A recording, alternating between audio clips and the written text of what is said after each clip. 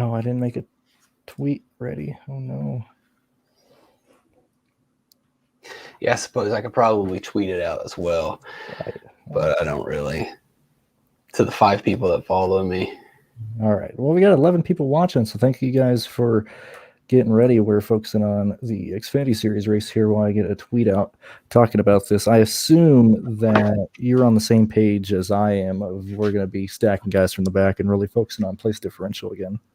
Yeah, we'll run through point per dollar plays. Mainly those guys are going to be in the back. And as we run through them, we'll take questions. And so that's just the way the show will go. We'll talk about these guys mainly in the back. Not all. I mean, Ty Gibbs is not necessarily in the back, but point per dollar wise, he's a solid play. So we'll start there, work our way down. That way we spend most of our time on the guys that matter. And if you're watching a replay, that way you're going to quickly get to the guys that matter. And we'll try not to spend too much time on guys that we shouldn't talk about. And we will stop for any and all of your questions. You got it tweeted out? I'm still going. Gotta get all the hashtags in there. So SEO, no one uses those things. No one uses those things. You never know. All right. Well, we're gonna start with Ty Gibbs. Everyone knows who Ty Gibbs is. He's been fine. I mean, if we really wanted to be tough on him, he's had superior equipment in every race he's ever been in. He's never really raced against a lot of good cars. So that ARCA, 13 wins or 11 wins in ARCA and K&N, maybe kind of meaningless. But he does have experience here. Finished second at this race last year. He's got a great car. The price is just way off. So you just play him. If you want to be cute and fade him and hope that he wrecks, that's fine. But it's hard for him not to be in the optimal lineup. Mm-hmm. So does anyone else need to know anything about Ty Gibbs? You just play him. Yeah, you just play. I'm running into the issue of being very close. I thought I would be, like when I was making my lineups, I thought that the Ty Gibbs lineups would vastly outscore like pure place differential plays.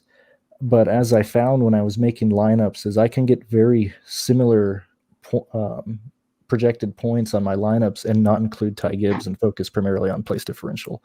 So that is something that I'm kind of looking at more. I still have a lot of Ty Gibbs right now, but I'm not as heavy on Ty Gibbs as I thought I would be. And same thing for Chris Wright. Like he's in the same situation to where he's cheap enough to where he can put in a bunch of studs, but the way my lineups are going is I might be able to score similar without playing these guys.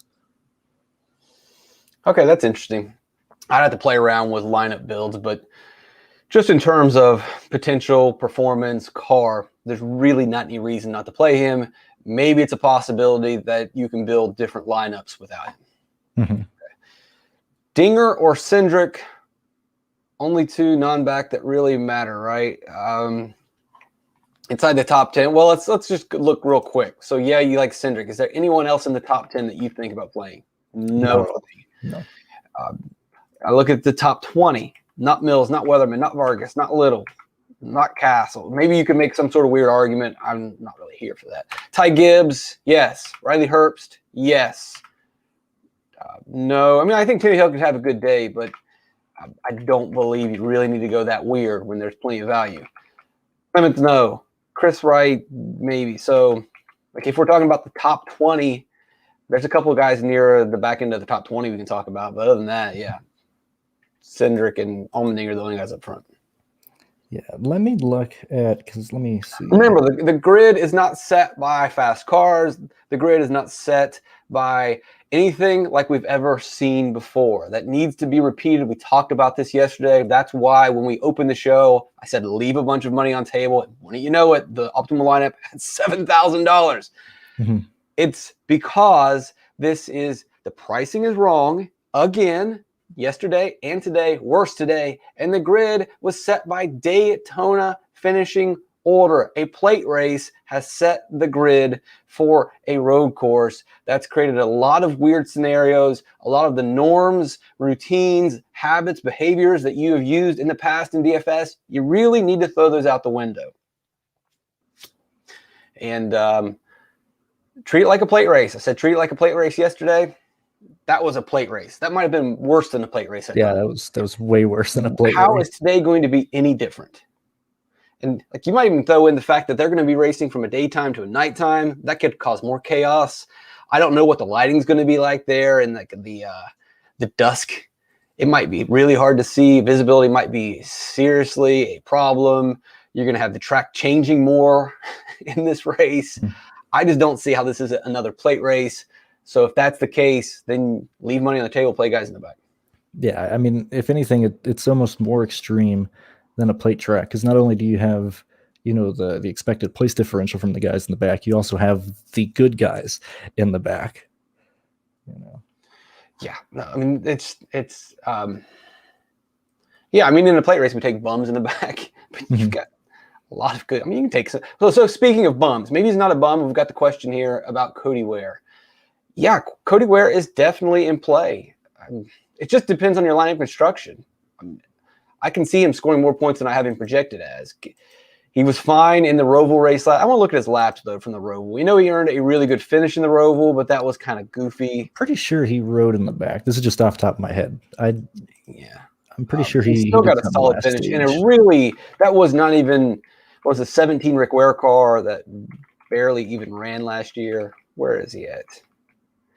So he ran in the back, which you can do in a plate race. I mean, you look at Alex Bowman last year, stage 2 at the Daytona Road, just hung in the back. It doesn't matter. You can hang in the back, you can pit cycle, and then all of a sudden you're in the top 15. And that's exactly what he did. I mean, and then he drops back again. He just hangs around. But the thing that you like about Ware is, all right, well, when Ware had to run up front, he had no problem doing it. From lap 43 to lap 60, he's right there 15th place, holding his spot, beating cars. He worked his way forward. I wouldn't overreact to that. That's more of just kind of good cars, not finishing the race. But skills there. We know he ran in the Rolex race. I'm fine. I don't know lineup construction. If you need Ware, let's see. What do I got? Ware versus Herbst, or not Herbst? Ware versus. So I got Ware scoring 38 possibly. What do you got? Ty Gibbs at 45. So Ty Gibbs kind of wins that. So I'm way more aggressive on Cody Ware's expectation than you are, then, because I see him getting like 11th, 12th place at the end of this race. Now, so I don't think I've dialed mine back enough. I have dialed them back. And I mean, you sort it here if you've done file, make, copy, and you sort like your projections and you look at the people I have ahead of Ware. I'm like, yeah, those guys probably he could probably outrace Tommy Joe Martins, right? But look, this is the 29th row. So, I mean, just ranking so far, he's the 30th driver. So, yeah, okay, he beats Tommy Joe Martins. Well, that still is only a 29th place finish. Like, one of the things is just to look at the numbers over here and look at the numbers over here. And, we say, hey, he finished, 7th? Or some of these guys finished 17th. And this is a pretty strong field. And so if he finished 16th at Indianapolis, so he could probably finish 16th here. That Indianapolis field wasn't as strong. So you have to compare that. And if you finish 16th in Indianapolis, maybe some of these guys are more like a 22nd, 23rd place driver. So I've tried to pull them back a little bit. Do you think that's the way that you're seeing Ware? Do you think that's more of like just the field being better, like what you said, or do you think that's more of the car? Do you think they're not going to arrive with the right setup? I think he's good. I think he's got a decent car and the strategy will be fine. It's just, do you like Cody Ware? No salary, not talking fantasy at all. Who do you think would finish higher, Greg Gaulding in his car or Cody Ware? Cody Ware.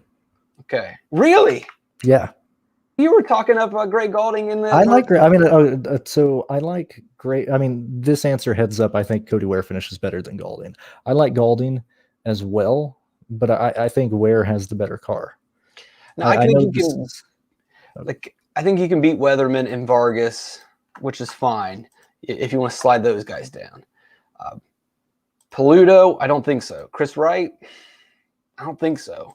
Brandon Brown was pretty good laps-wise. If you look at his laps in the Roval race last year, he didn't get the good finish, but his laps were pretty strong.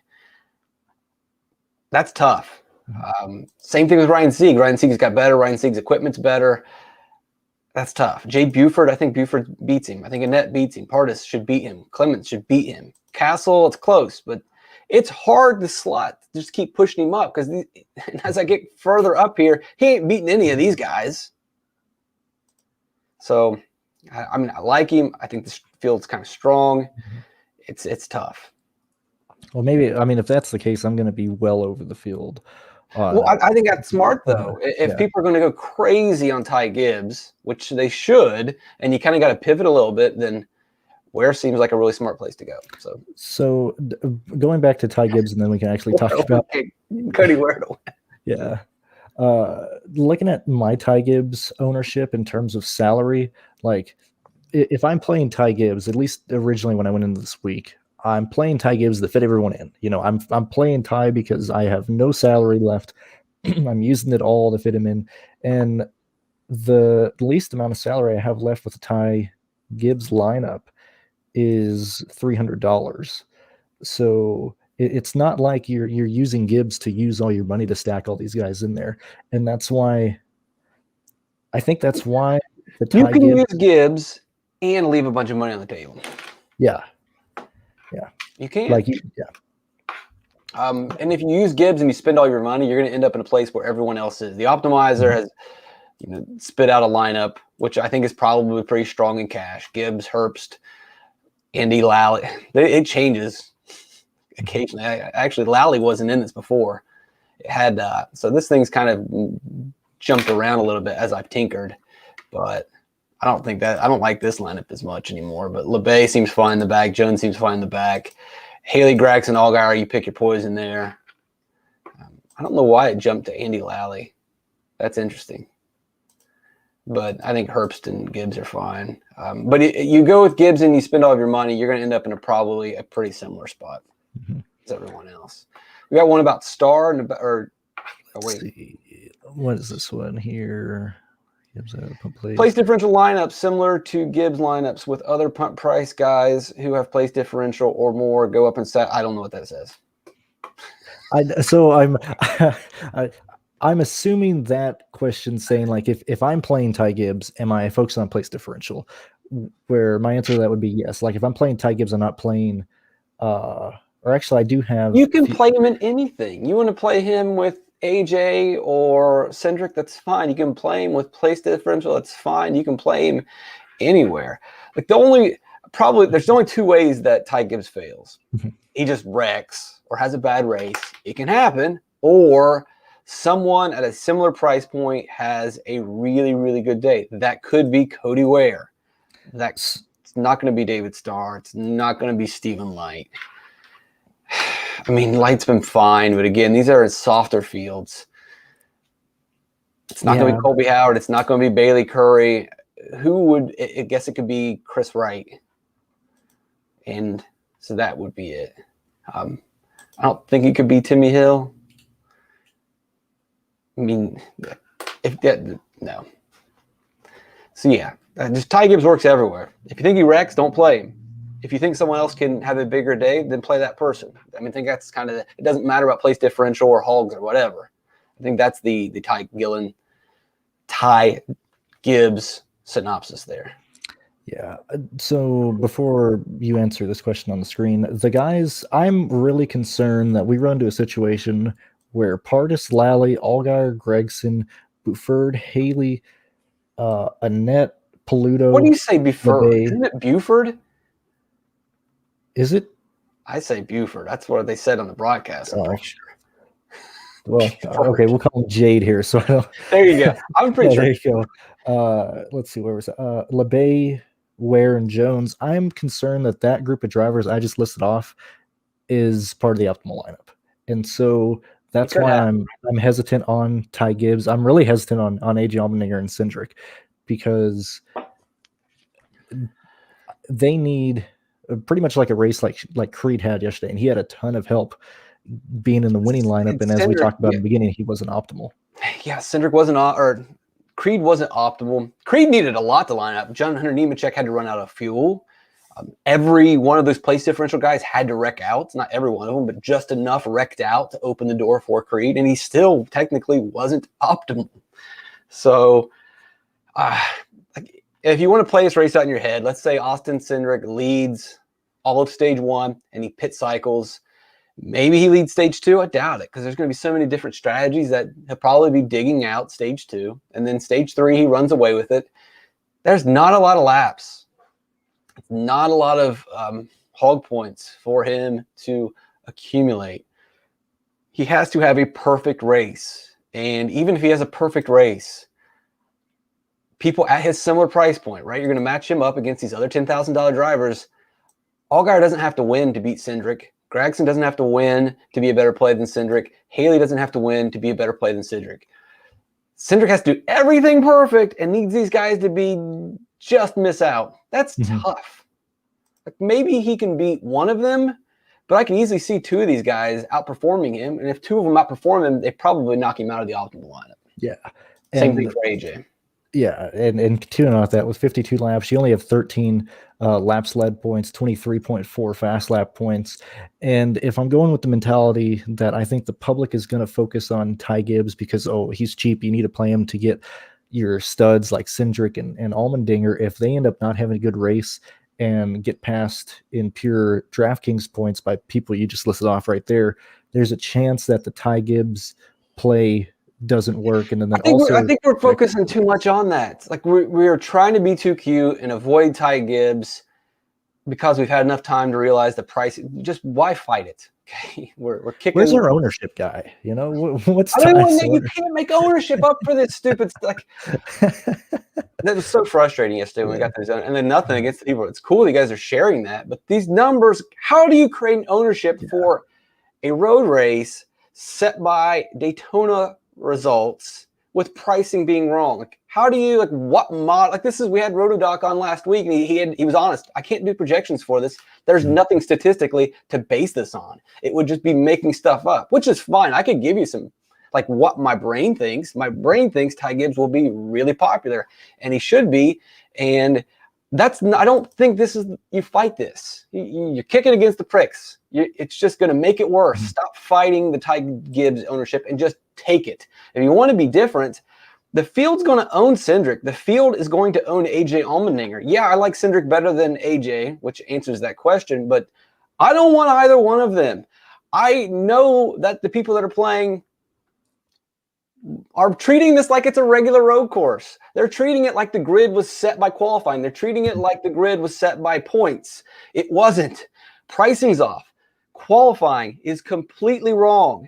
It's all a mess. This is not a traditional race. And since it's not a traditional race, you got to throw out the rules, the norms, your behaviors. And so this allegiance to playing the hog, get rid of it. You don't need it. I will gladly let the public jam in Cindric. Gladly have them jam in AJ Allmendinger. It didn't work last night, as we predicted. And it's not. Now, you could win. Like, say no one plays the optimal lineup. Fine. But jam the guys in the back. This is a plate race. I said it yesterday. You watched it in front of your eyes. They were slammed. It just takes one caution in stage 3. That's all you need. And this thing is over. So I don't want Cindric. I don't want Allmendinger. I might have a couple lineups with them, but most of mine will not have these guys. Where are you at on that? I am. Let's see. Looking at my Ty Gibbs ownership, I only have 23% right now. That's not bad. Let me see. Austin Cindric, I have 9%, and I have 14% AJ Allmendinger. And that's through right now 22 lineups. So I think that sums it up. I mean, I'm playing those guys in case, the back ends up wrecking again, but I don't see that. How is Chris Wright 8% higher than Ty Gibbs? How? But what? Yeah, see, like, I don't, that's not. So I get it. It's projected ownership. You're guessing what the public's going to do. Why would the public play so Chris Wright has really no data to look at. You got to kind of dig into stats to find what he has done in lower series. Like, don't you have to go back to like 2000? I don't know. I can't even remember anymore where the Chris Wright data is, and I'm not pulling it up. He's in a Sam Hunt car that's had 5 or 6 races. You've got Ty freaking Gibbs. And then, look, Ty Gibbs has been preparing for this race all winter. Chris Wright just found out he was running an Xfinity race, 3 weeks ago, 2 weeks Yeah. ago? The However, public has to be, I don't know. I don't see how, I could be wrong. I'm not an ownership expert, but again, 40% Jet Nolan was projected yesterday. What the hell is that? yeah, it was. Yeah, I didn't look and see. Was that what he was owned at? I don't know. Here, I'll tell you right here. Continuing on with the Sam Hunt, as I look at Chris's ownership, I think that Sam Hunt car is really being underestimated by a lot of people. I think it's going to be another. It's okay. I mean, it's had good road races with, but what, Gauldings? Who was running that race? Well, I don't mean necessarily in this race. I mean like for this season, because they've already signed on John Hunter for a few races. That's right. This season. I think they're going to grab some other Joe Gibbs guys throughout the season. Really? And if that's the case, this might be another Joe Gibbs car. Okay. Well, that's very interesting. That's where I'm at. Like I don't. That is night and day from where they were 2 years ago, from where they were last year. Get that NASCAR bubble machine. Right. Who am I looking up again? Okay, I could be wrong. Maybe Chris Wright is going to go in there and get a top 10. I'm going to take Ty Gibbs. Was it Nolan I was looking up the ownership for? Yeah, Jet Nolan. 29%. That's what he was at yesterday. That's still pretty high. So I'll give credit there. I mean, I guess he's starting in the back, but he didn't look very good in that race. He got it towards the front at the end, but he ran a lot in the back, and then he wrecked again. All right. So we got any questions before we go through? Let's see. I'm looking through. Let's see. What is GTO? I don't know. I'm sorry. Well, so we're trying to balance so many different things. It's really hard to. I don't know. I'm sure the guy will rephrase the question, but I don't think we need to. I don't even know what QQ is. I always heard people say that on the roto grinders and stuff. Yeah, I don't know. Question. Is that what it is? A quick question? No, I don't know. I'm asking. Is Brandon Jones the obvious chalk? Yes, and I'm going to play Brandon Jones. I'm not going to try to fight Brandon Jones. I'm not going to try to fight Ty Gibbs. I might not need Ty Gibbs in some situations, but if I had to say the one guy I'm going to roster more than anyone else, which is probably stupid, is Brandon Jones, because he can wreck a car, he can make mistakes, but he just doesn't have to do that much in this race. So when I was going through line of construction, and even now, but when I first started, I was getting way more Miguel Paludo than I expected I would. I have a lot of Alex Labay, a lot of Brandon Jones. Yes. Those are probably my three highest. I would rather have more Annette than Paludo, but it's not huge, giant. It's not significant. I think I probably would like a little bit more Annette than Labay. Two, I think his car is probably a little safer. We have seen, bad things happen. It's a Gosling car, so it's good, but it could go haywire. So I'll gladly try to get up to these guys, though. I think, Allgaier Gragson. Gragson says he's going to be in 15th place by turn 1. As much as I want to laugh, when I look at it could happen. It really is. He starting? He's not starting on the outside, though. Mm-hmm. Is he? Yeah, he is. Yeah, he could get the 15th by turn 1. Yeah, he might. He'll throw it in there if there's a guy. All right. Any more questions before we run through the grid? Let's see. Wes is talking about Riley. Before we get to that, the reason I have more Paludo is because this is about the only place I was having issue with salary. If I was spending all my money, the 500 difference between Annette and Paludo was really big for me. Yeah, I could see that. But skill-wise, I think I'd rather have Annette, who has raced a stock car here, whereas Paludo hasn't. Paludo's got some great statistics. 30-some road course wins over his career. It's pretty good. Not stock cars, but he did have stock car racing back in 2011 through 2013, so not completely a noob. All right, we've already talked about Ty Gibbs. I'm not going to fight that. Brandon Jones struggled at road courses early in his career. He struggled everywhere earlier in his career. He has gotten a lot better at a lot of things. He can make a bonehead mistake out there. I kind of like that he's starting in the back. So if this thing kind of gets hairy or crazy, he's not going to really be too involved with it. The thing's going to spread out, and he'll slowly make his way to the front. I think he'll be fine. Anything you want to add to Jones? No, I mean, that's that's a place you have to go. I mean, that car is going to pass the field, down the back straightaway. He doesn't have to be good in the corners. He could just pull away from the field. Who misses turn one? Moffitt should be fine. Cindric will be fine. Jeb Burton's going to be on the inside, so hope to God he doesn't miss turn one, or he's going to take a lot of cars out. Could be Matt Mills. I wonder how aggressive. I don't think Allmendinger is going to push that hard on the outside. I don't think anyone's going to miss the front row because you've got quality drivers on the front row. At least at the start, and if it's the quality drivers, everybody else is going to follow their brake lines. Now, later on, probably the first restart, you'll see somebody miss turn one. I mean, we saw quality. Sheldon Creed made a lot of mistakes last night, and he got away with a lot of them. Yeah, just because I wrote this at racefortheprize.com. Again, if for whatever reason you're considering AJ or Cindric, if they make a mistake, they probably have just knocked themselves out of the optimal lineup. They really need to be very close to perfect to hit this hog point projection and to win the race. Gragson can mess up, and we've seen him mess up a bunch and go off track multiple times in his road course races, and he still battles back and gets these finishes. Same thing for Allgaier. Allgaier spun out at the end of last year's Daytona Road Course race because he got wrecked by AJ Allmendinger. He still got a top 10 finish.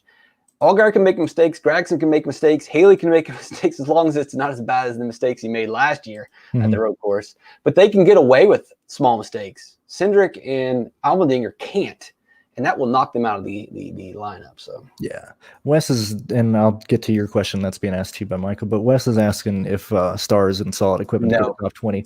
No, and I mean normally I would love Star starting dead last, but the pricing isn't an issue. You don't need to play David Starr. Well, it's a Carl Long car, so let's be careful. Yeah, he's got sponsorships. Look, but he doesn't change the equipment.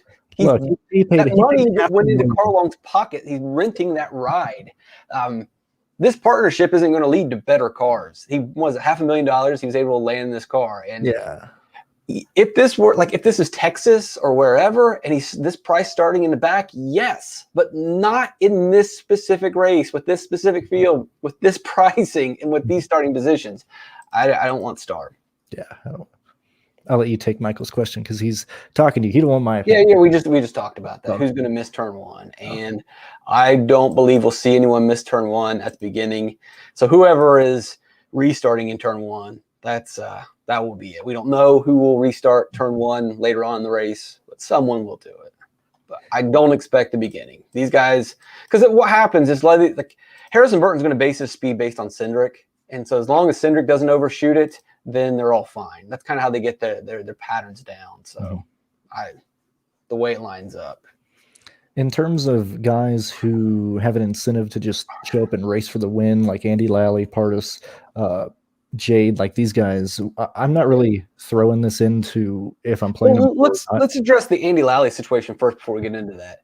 We don't know if this is an Hour Motorsports car or a BJ McLeod car. I'm leaning towards it's an Hour Motorsports car, but they had to slap on the cover or the wrap from BJ Motorsports and slap a 99 on it just to get the points to get into this race. So I think it is an Hour Motorsports car with an Hour Motorsports team. I can't verify that though. I can't either, but I would assume the same thing. Because I think Andy was originally going to. Let me look it up. I'm pretty sure he announced that he was going to race 4 Hour back in the day. So let me look through. Well, if you look on I still have this on the original entry list. So they have 40 some cars on the entry list, and he's still on here for Chris Hour, but he's also on here for BJ McLeod. Yeah. So the original entry list, this is the 02 car or 03 car? 03. Yeah. So crew chief is Danny Johnson. So originally it was Danny Johnson. Now, if he really is changing to BJ McLeod, we should see the name of the crew chief change, right? Yeah, no, well, because it does. It says Keith Wolf, but again, that might just be entry list nonsense. I don't know. That says Chevy. This is a Chevy. I don't know. I don't want to spend too much time. I believe he'll be fine out there. I could be wrong. There we go. I just sent you the link on Twitter that he announced, but he announced that he was racing for Our Motorsports. So I'm assuming this is an Our Motorsports car. with just the 99 number on the side of it. Because they got locked out points wise Yeah. because of just the way the new system works. All right, so as you were saying with Lally, also with Partis, these guys are trying to make a name for themselves. We talked about this yesterday. One of the risks of taking these guys that are in a car for one time, they're not going to play it safe and just try to settle for a top 10. You could see Lally going like Sam Bamber last year. I think I'm saying that right. Was a wild man. Alex Tagliani in the truck race last year was a wild man. Last night, Jet Nolan wasn't holding back. Who are the other guys? It seemed like did they all wreck out? Nolan wrecked out. A lot of the road ringers wrecked out last year. Or no, last night. Oh yeah, last night. Yeah. So I've already like erased them from my brain. Parker was doing so well, and he got taken out. Yeah, that wasn't necessarily his fault, but hey, it's a freaking plate race, folks. Yeah. Yeah, he was looking all right. Let's see. My gut is saying I don't really like playing Andy Lally. If I can get up to 9,400, I would just rather try to find a way up to Allgaier, Gragson, or Haley. These guys have more upside to me, and it's not even within question. So if I can just get my money up to these guys, I'll be glad. Yeah. Answering this comment from ACS, I don't think Gregson, Allgaier, Haley need a top 5 finish. It would be nice, but I don't. Let me look. Let me. Yeah, so right now the optimizer is not necessarily jamming them in, but you got to realize that these guys, the projections for everybody else are their ceilings too. And so if the optimizer doesn't love Allgaier, Gragson, it's because everyone is having a perfect day, which isn't going to happen. So some of these guys aren't going to finish as well, and statistically, Allgaier, Gragson are going to have good days more often than the other guys in the projections.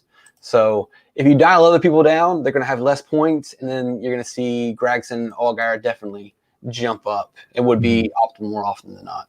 Yeah, and I see Gregson, Allgaier, and Haley all being over 55 points on. Like right now, I got Andy Lally finishing 7th, which like, oh, he could do that. But then when you look at it truly and say, all right, can you really finish 7th? So he is the 13th car just in this section. Is he going to beat Cindric? Nope. I think you'd have a tough time with Burton, Gragson, Allgaier. I could probably beat Moffitt. Hemrick will be tough. Snyder and RCR car, tough. Herbst, tough. Haley, tough. I think Jones is going to be tough. It's like him getting into 7th is not going to be as easy as it was getting into 5th last year at the Daytona Road course. And he had better equipment. No, he's in the same equipment last year. So, I don't know. Same thing with Alex LeBay with 8th. That's probably should dial that back. Yes. What do you have him at? GP. This is a tougher group this time. But Alex he doesn't need. He can race up to 10th in a tough field. To 10th, I feel really comfortable he can get to 10th, but 8th is really aggressive. Where did he? Sorry, let me look. 27th road course last year. That was after cheating. Remember? Oh yes. Our practice. I mean, look at Watkins Glen. He had some races. 9th at Mid Ohio. Let's not pretend that Alex LeBay is a guaranteed top 10er. It still is a Gosling car, and there's a lot of things that can happen throughout the race. So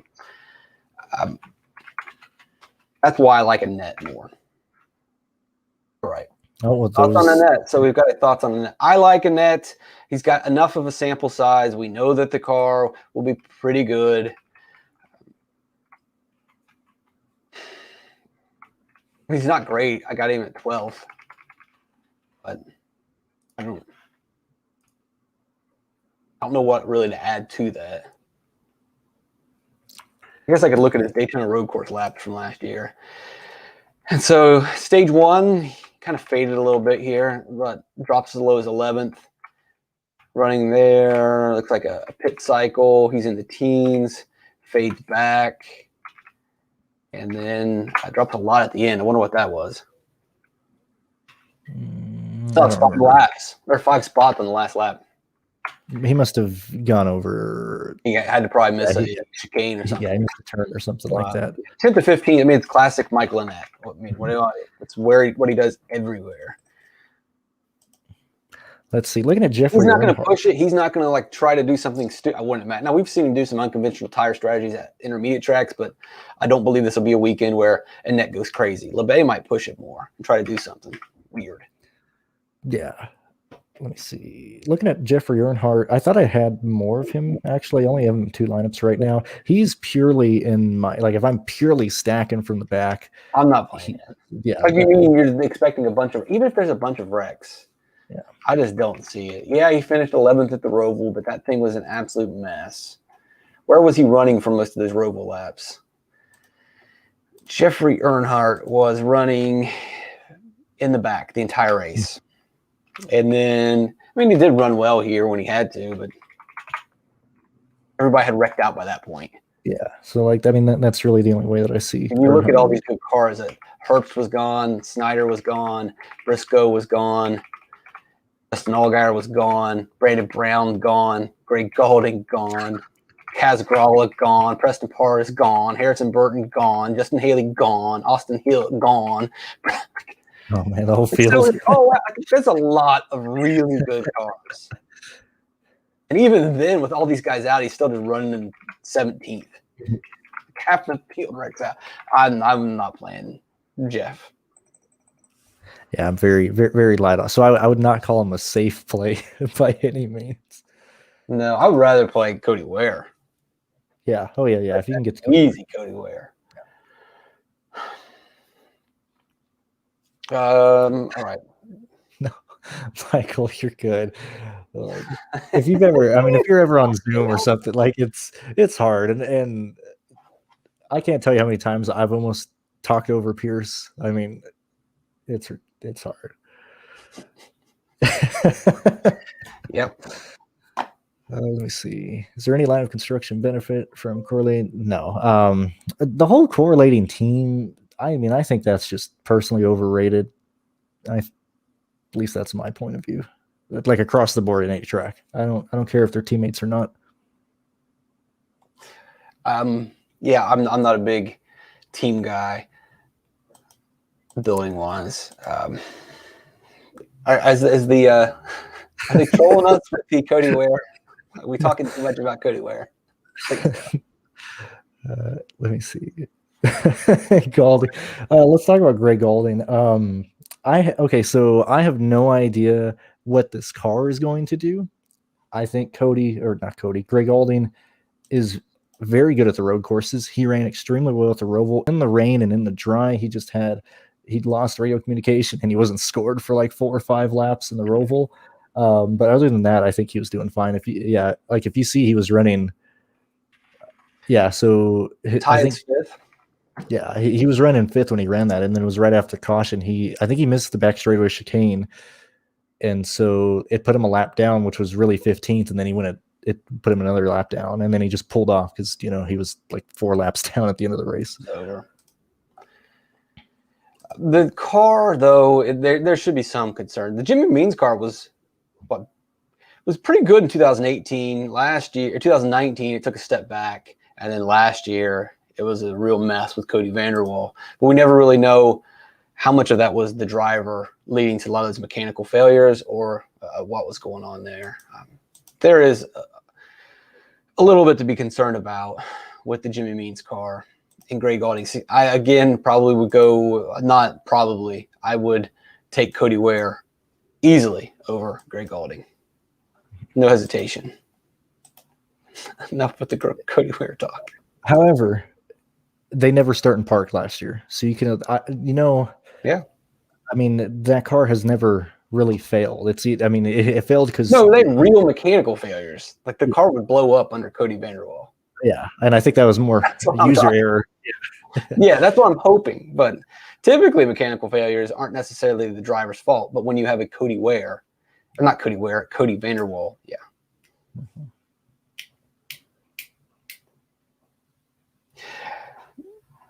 I think that I'm probably leaning mainly towards place differential and having a guy that leads a bunch of laps. Your thoughts?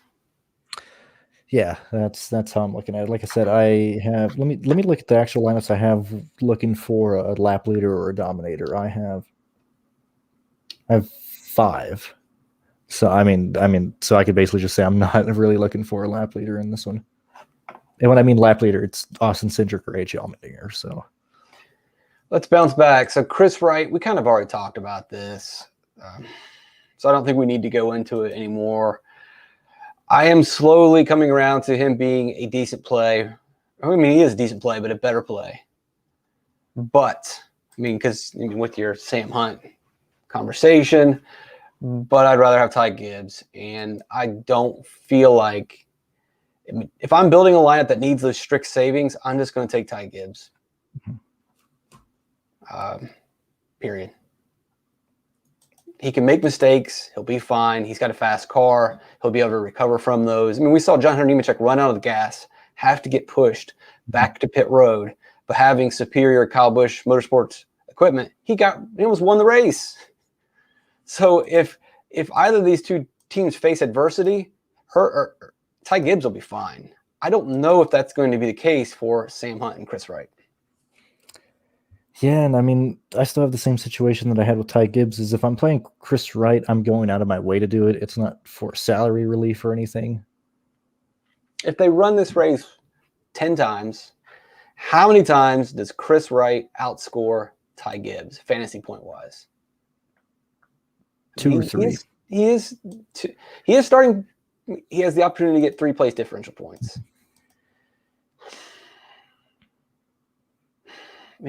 32, 45. I got right at 15th. I think probably other people have him projected a little bit higher. What do you have Herbst projected at? Like 5th. He's finishing 5th. What? He could probably do better than that. You think that's too high, too low?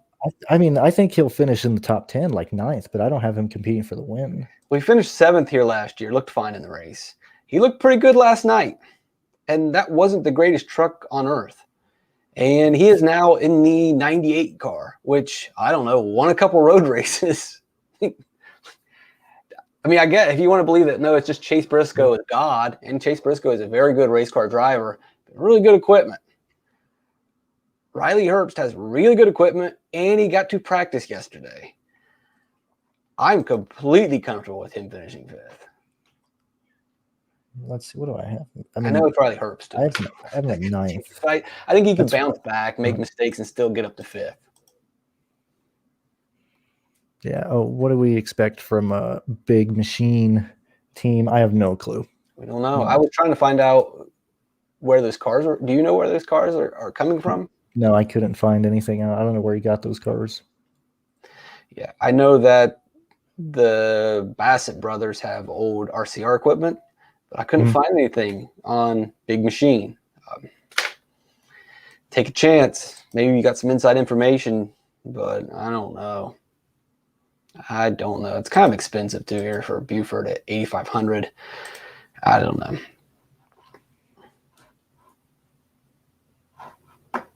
All right, let's go back to the optimizer.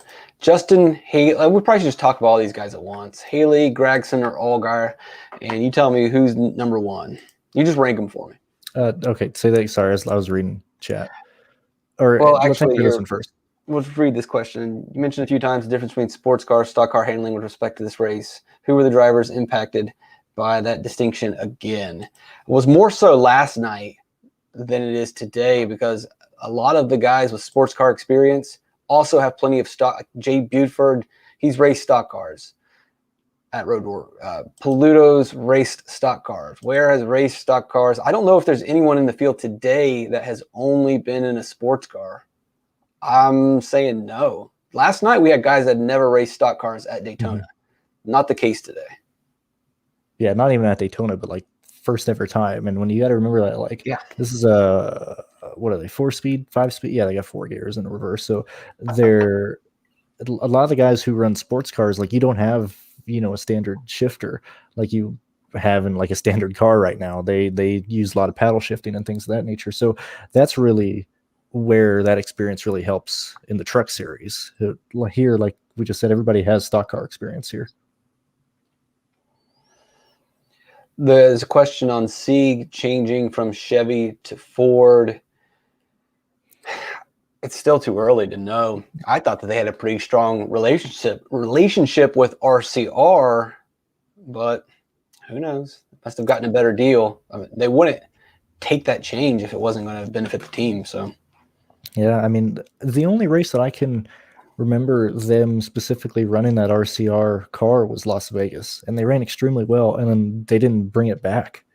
yeah, I don't know how many cars they had, but I know they had some sort of relationship, didn't they? Well, I know they got their engines from RCR, but the car that they ran at Vegas was an RCR car from the previous year at the very end of the year. So it was basically a new car for them. That was the run he was running like 6th or 5th in most of the race, and they just never brought it back. Maybe they rented it. I don't know.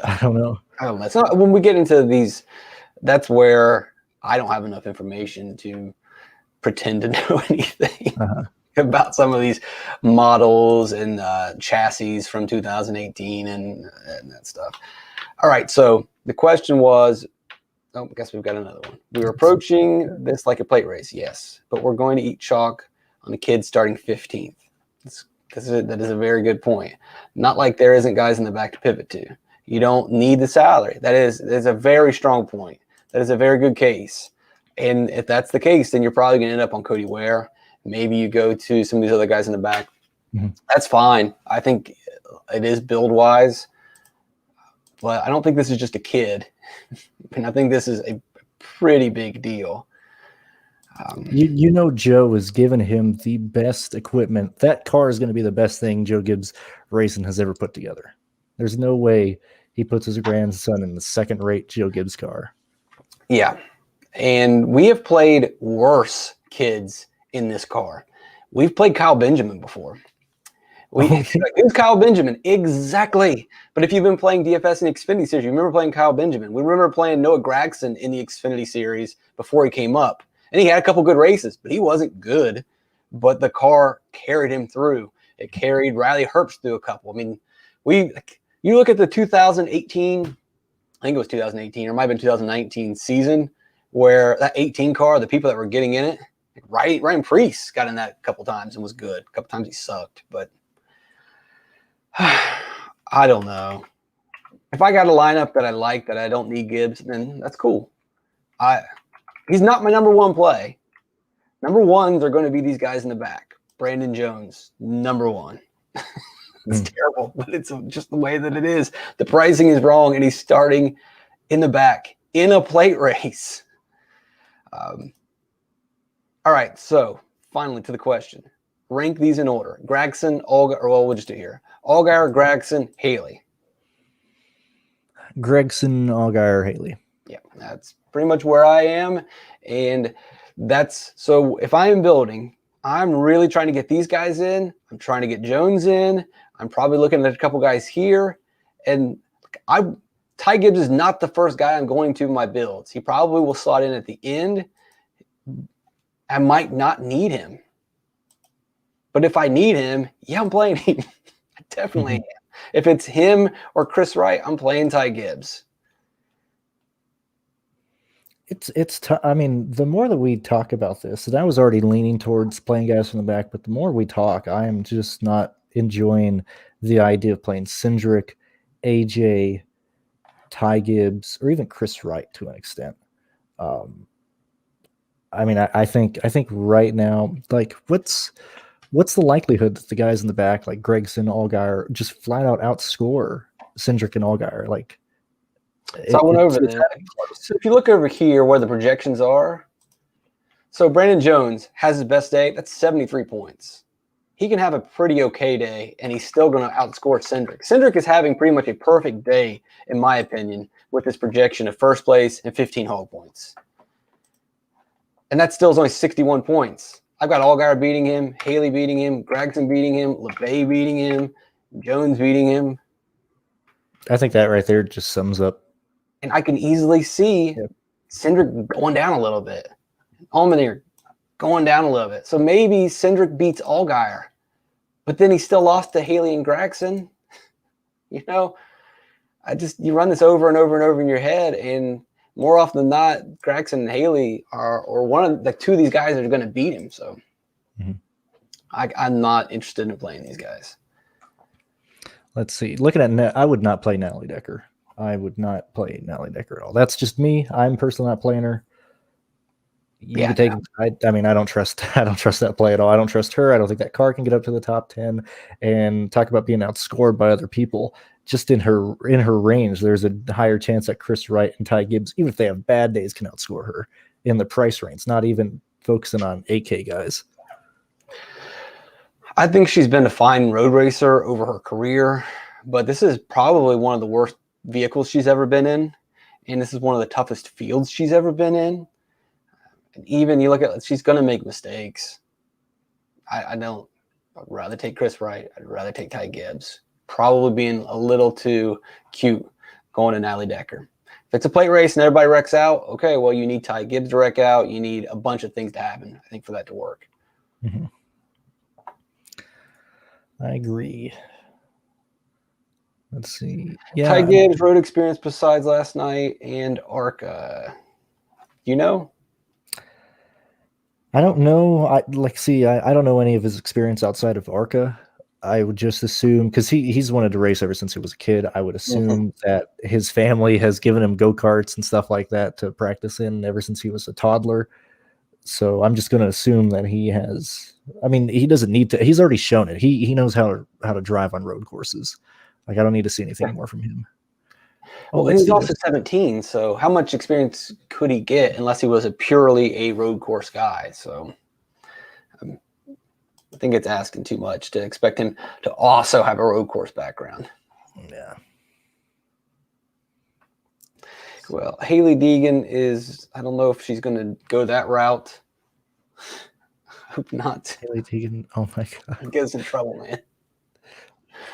Get us in trouble. All right. So going back to the value, guys. Oops, I didn't mean to click that over there. Whatever. Let's see. If I had to rank Miguel, Pardis, and Lally, it would probably be Miguel, Pardis, and Lally. Lally, Pardis, Paludo. Pardis would be the bottom for me. I think Paludo is going to be a top just because we're playing guys in the back, and then it would be Lally.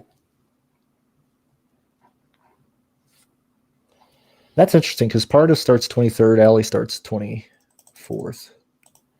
Yeah, well, but Lally has a little bit better equipment.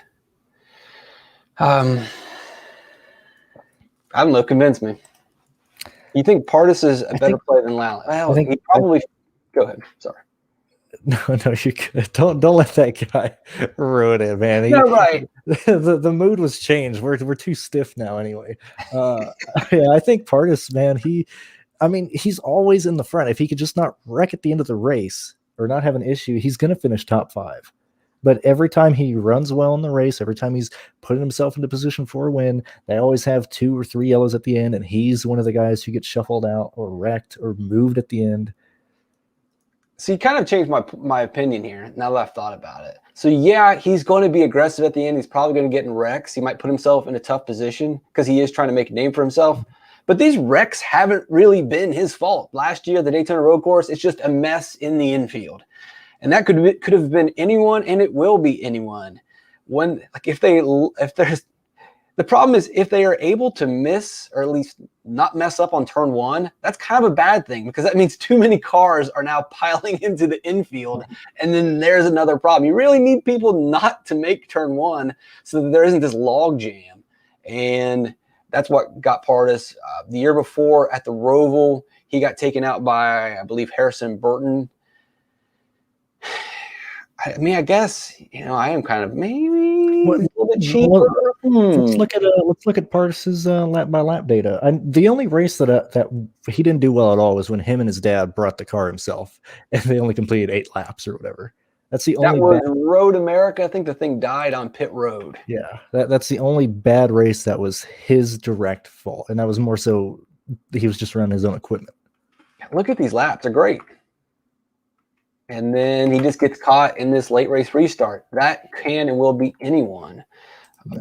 I'm not really going to look at. I guess we can look at his laps at the Roval last year, but that's kind of it was a weather thing. I guarantee he got caught in another mistake.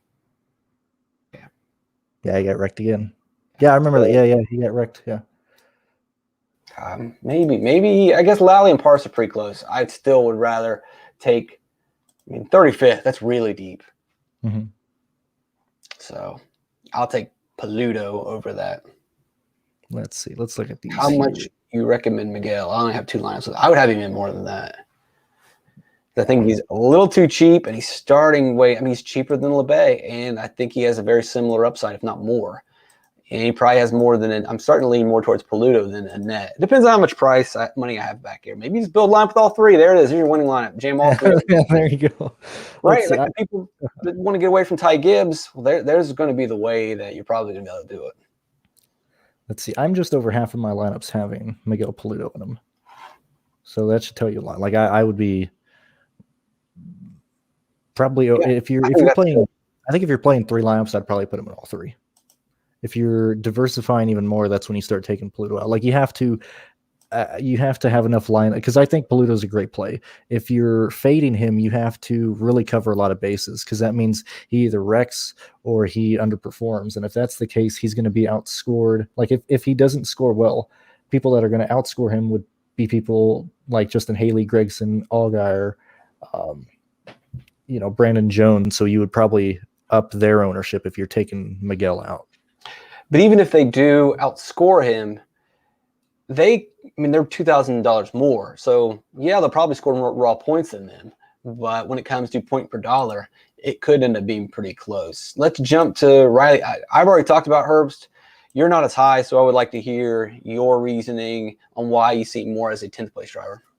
I don't see, and I might not have anything to really back this up. I just would much rather play the other guys in the 8K range or the 9K range. Like if that's fair. Coming to the end of the race, sure, Riley might be in 9th, but who's in 10th? It's going to be Michael Annett. It's going to be Justin Allgaier. It's Justin Haley.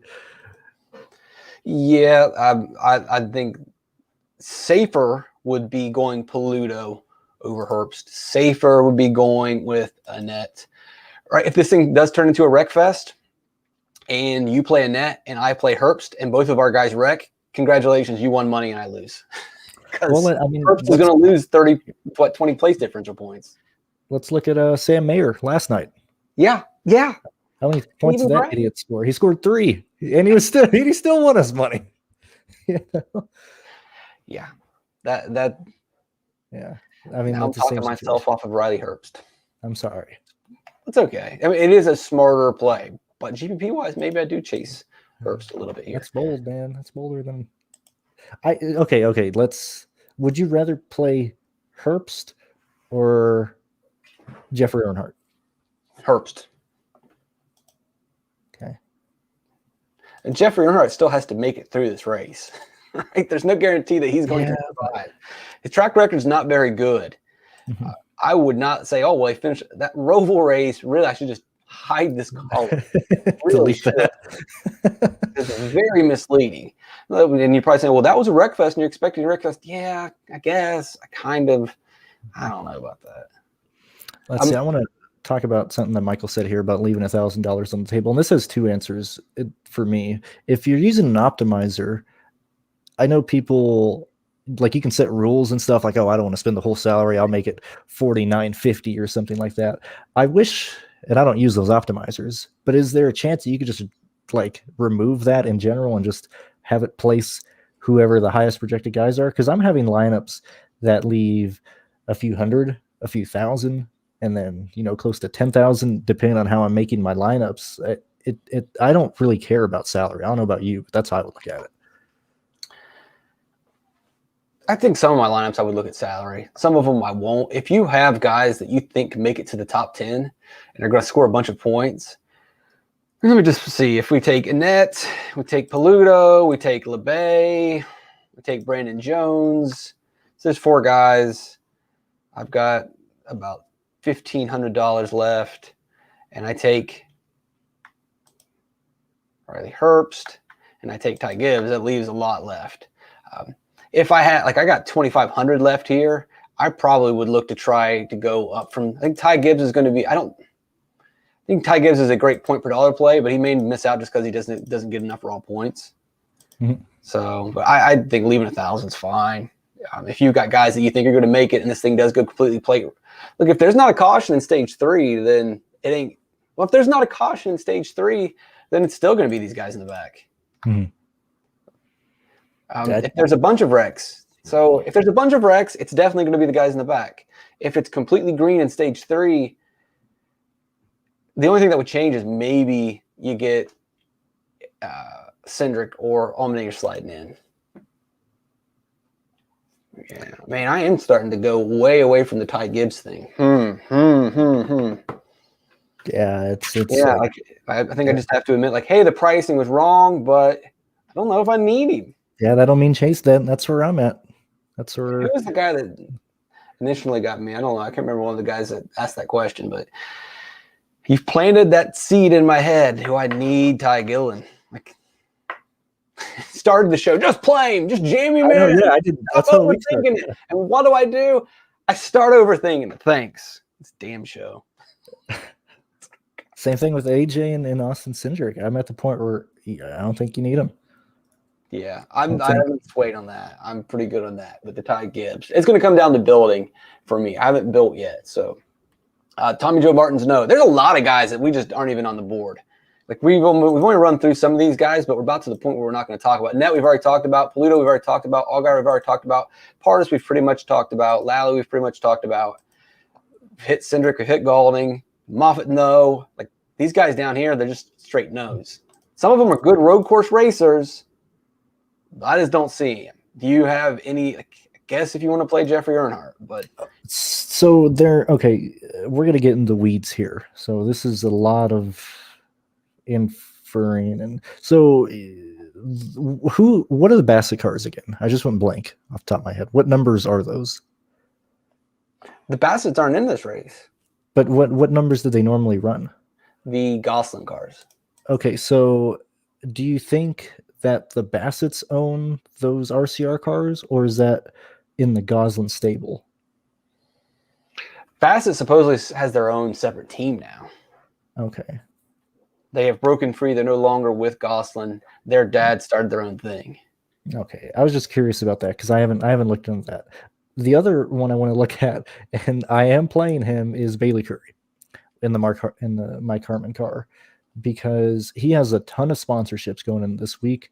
They've been talking him up on their social media a lot, on Facebook and Twitter, and I haven't heard anybody talking about Curry at all. Now he could wreck like this. This is totally not safe, but I have no issue hitting Curry if you need a guy who's going to be lower owned, or if you're playing a bunch of chalk and you want a one-off. So I would start, when we're down at that price range, I still think Ty Gibbs can score 45 points pretty easily. And I believe that's more than anyone else down here. Maybe Chris Wright can score more points than him. Where does Cody Ware get? Maybe Cody Ware. I think Cody Ware is probably right there too. But if I have to go through a bunch of people on my flow chart. I got to get through a bunch of what ifs. I got to get through Cody Ware. And then I land maybe on Bailey Curry. In reality, if I end up in that spot, I'm probably just like, I need to rebuild this thing. No. At some point. Let's see. Let me see what I have with Curry in my lineups. I don't think you're completely crazy.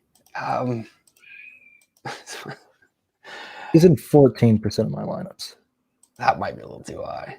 So that's 3 out of 22 right now, and it's going to be 3 out of 30 probably. So. That's fine. Yeah, it's not bad. I mean, you've got the narrative about his car being better, but he did finish fourth. So, okay, let me steel man your play. What he could do is exactly what he did last year, which was stay out under caution. Restart on the front row. And that's how he finished 14th. That's how Kyle Weatherman got a good finish. So it's possible. It absolutely is possible. Mm-hmm. All right, let's do a couple more before we wrap up. Yeah. Any last questions, y'all? Who are the top 2 guys you're paying up for? I don't know. I guess 9,000's paying up, even though I think this is too cheap. Brandon Jones, am going to get everywhere. And if it doesn't work, then guess what? I lost money this week. And then the other guy I'm going to try to get a lot to is Gragson. I have Gragson much higher than Allgaier or Haley. And it's just, he's aggressive and he just digs himself out of all. I mean, you watch these road course races, he's made plenty of mistakes, and yet he always rebounds. His worst race was this 2019 Watkins Glen. That was a pretty strong field. Typically, those Watkins Glen races, you've got like a Kyle Busch, you've got a Joey Logano, you've got some pretty strong contenders. And that was his rookie season at a track where he didn't run in the trucks. He knows what he's doing. So those would be my two. Yeah, I'd probably. I mean, it's going to be Brandon Jones, and probably if I'm having to pay up, I mean, no, heck, I'm playing a lot of these guys. Brandon Jones for sure. Probably Annette and Gregson would be the other two more expensive guys that I'm going to focus around a lot. I don't know if the Cody Ware car is a new car. I highly doubt that. It's probably a 2020, even a 2019 chassis. But as I keep saying, Rick Ware's pushing a lot of money that way. They were working. So this is SS Greenlight, and SS Greenlight in the halfway through the season signed kind of an alliance with Rick Ware. Even before Rick Ware was involved, this has been that Bobby Dotter team was pretty strong for the last couple of years. And Ware will have much better equipment than he did last time that he was in a road course race. But I don't know if Rick Ware is like this Jeff Bezos character that you keep making us believe in. I'm helping the what is it? The story behind him, man. He's getting bigger and bigger every time I talk about him. I think that's probably where we're going to end it. Comic book villain is what you are turning this guy into. Like a comic right villain, like Gotham City or something. He owns everything. That's not. I don't know, man. I don't know. I think we've covered everybody. We've given them a general idea. Just to wrap up, I'm leaning towards place differential. Depending on what time you tuned in, I love Ty Gibbs or I don't like Ty Gibbs. And I guarantee you over the next 2 hours, my mind's going to change. Please don't ask me on Twitter, like, what do you think about Ty Gibbs at this given moment? I don't know. We'll see where I end up. What are your final thoughts? Let's see. My final thoughts are the same way. I'm really off of the Cindric, Allmendinger, Ty Gibbs area and focusing heavily on the show. And thank you guys for watching Big Papa. John, thank you guys for tuning in. We really do appreciate it. Any guesses on ownership for Allmendinger and Cindric? At this point, whatever it is, it's too high. It couldn't be low enough. I don't Whatever know. the field is playing. I don't even know what the ownership is going to be anymore. I've walked myself. Like maybe they're right. Maybe Chris Wright is going to have higher ownership than Ty Gibbs. I don't know. I just need to take a break. Mm-hmm.